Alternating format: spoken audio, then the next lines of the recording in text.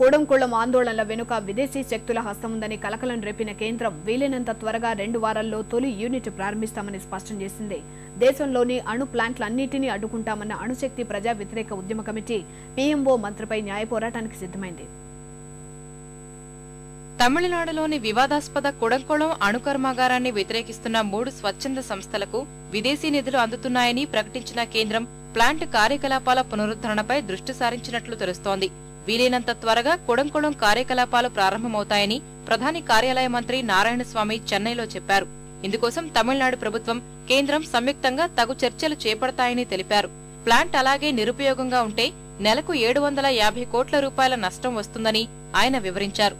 ఇప్పటికే మాజీ రాష్ట్రపతి అబ్దుల్ కలాం సహా ఎందరో నిపుణులు కూడంకుళం విషయంలో భరోసా ఇచ్చిన విషయాన్ని గుర్తుకు తెచ్చారు. స్వచ్ఛంద సంస్థల నిధుల మళ్లింపు వాస్తవమేనని పునరుద్ఘాటించిన నారాయణస్వామి ప్రభుత్వం తప్పకుండా చర్యలు తీసుకుంటుందని స్పష్టం చేశారు. మిగిలిన స్వచ్ఛంద సంస్థల నిధులను ఆందోళనలకు మళ్లిస్తే సమగ్ర విచారణ జరుపుతామని తెలిపారు. అటు నారాయణస్వామిపై అణుశక్తి ప్రజా వ్యతిరేక ఉద్యమ సమన్వయకర్త ఉదయ్ కుమార్ తీవ్ర ఆగ్రహం వ్యక్తం చేశారు. He hasn't given any information about how much money was transferred, to whose account, who received the money, what happened to that money, no information. Now he has indirectly hinted that we have received that money. So as the coordinator of the struggle committee, I have taken the issue seriously and we have approached the Madras High Court. So we will proceed against the minister. Have you already filed the case? Yes.